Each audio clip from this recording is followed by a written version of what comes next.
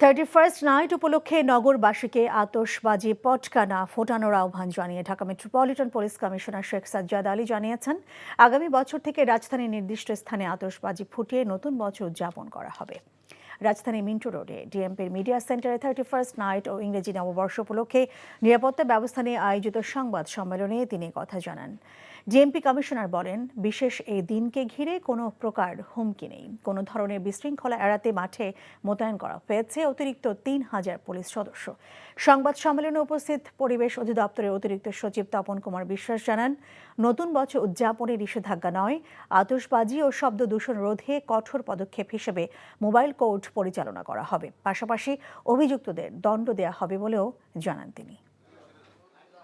পরিবেশ মন্ত্রণালয়ের অতিরিক্ত সচিবের এখন পর্যন্ত যে ইন্টেলিজেন্স, এখন পর্যন্ত সেরকম কোনো থ্রেট নেই। আমার অফিসারের মনোবলের আর এখন কোনো ঘাটতি নেই।